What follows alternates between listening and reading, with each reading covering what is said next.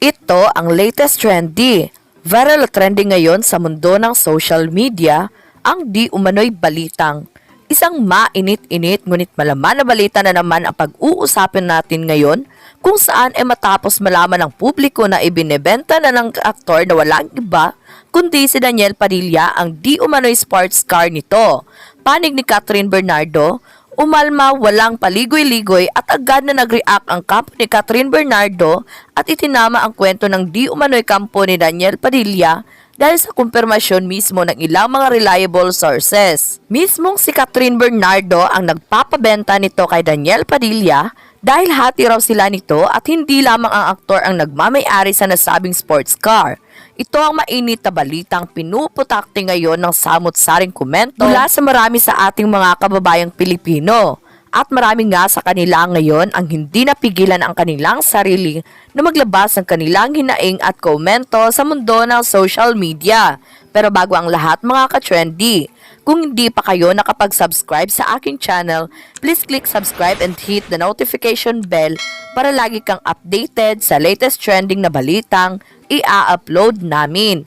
At yun na nga, viral at trending ngayon sa mundo ng social media ang di umano'y balitang mukhang napasong nga raw ng claim ang ilan sa mga tagahanga ni Daniel Padilla matapos kumalat ang kumpirmadong balitang naka-for sale na ang sports car ng aktor matapos ang hiwalayan nila ng ABS-CBN A-lister na walang iba kundi si Catherine Bernardo sa isang news article online. Umalma ang kampo ni Catherine Bernardo at dito itinama ang mga maling kwento patungkol sa nasabing multi-million car.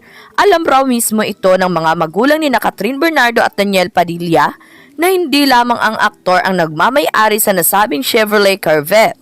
Ayon sa mga kumalat na issue sa mundo ng social media, si Daniel Padilla lamang raw ang nakapangalan sa ORCR ng nasabing multi-million car, ngunit ang buong katotohanan, hati raw sila nito ni Catherine Bernardo at kung ano man raw ang rason ni DJ sa pagbebenta ng nasabing sports car ay walang katotohanan. Dahil ang tunay raw na rason kung bakit ito naka-for sale na ay dahil kagustuhan ni Catherine Bernardo na bawiin na ang lahat ng paghahati na meron sila ni Daniel Padilla.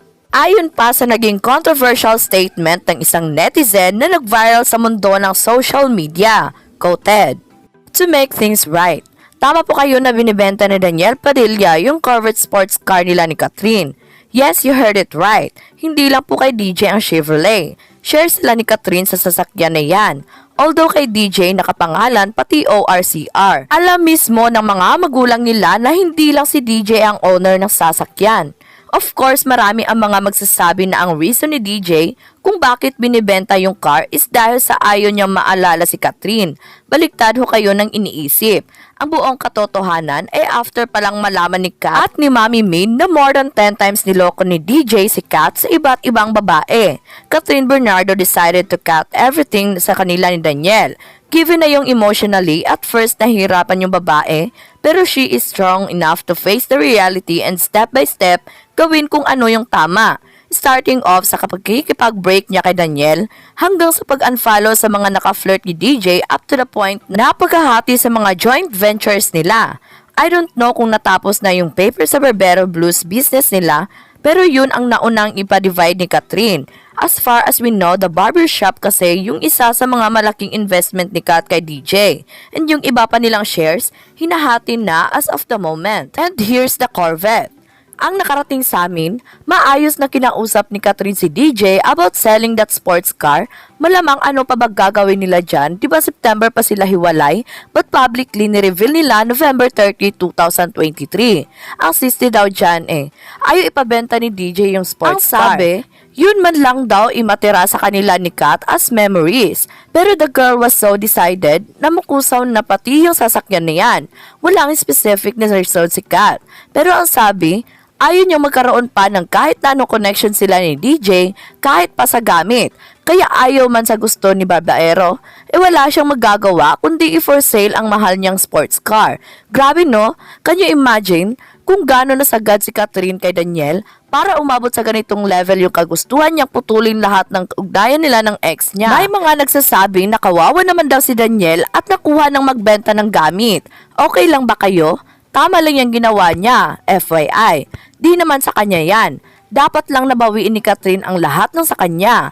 Dapat lang din yan sa tulad niyang babaero. Tingnan nyo sa FB page ng Garage 888PH. Totoo lahat ng sinasabi namin about sa sports car na yan. Napakababaero kasi. Yan tuloy, na karma na ata. End quote. Matapos ang naging revelasyon ng kampo ni Catherine Bernardo patungkol sa alam ro ng mga magulang nila ni Daniel na hindi lamang sa aktor ang nasabing multi-million sports car. Kumpirmadong nakapost ng araw ito sa ilang mga car dealers sa bansa. Ngunit ang malaking tanong raw ay may katotohanan ba na ang 2016 Chevrolet Corvette ay hindi lamang kay Daniel Padilla kundi kay Catherine Bernardo rin.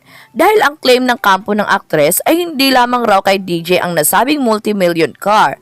Bilang resibo, inilabas mismo ng kampo ni Catherine ang screenshot kung saan i-feature pa ito ng kanilang business owner na walang iba kundi si Boss Toyo sa kanyang official YouTube, Facebook page. At dito ikinumpirma na hindi lamang kay Daniel Padilla ang nasabing multi-million car.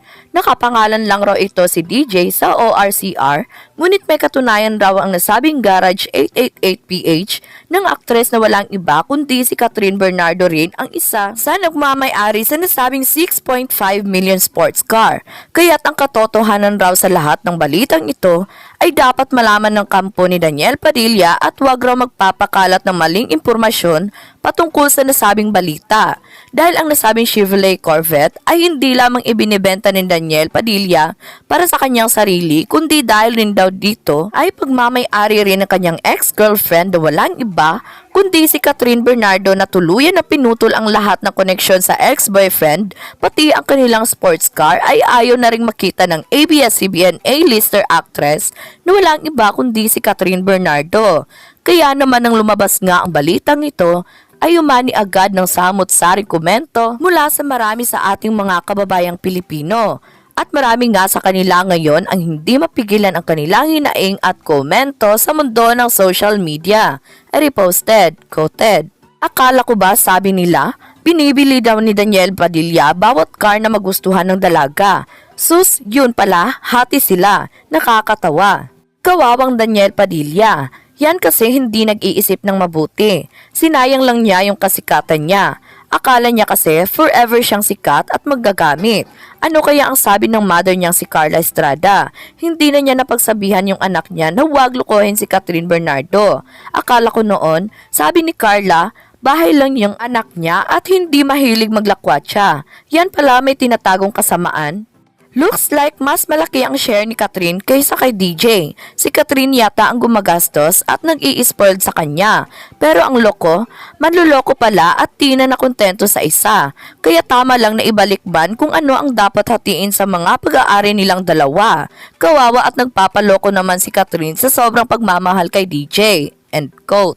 At yun na nga mga ka-trendy. Kung kayo ang tatanungin, ano ang masasabi nyo sa video na ito?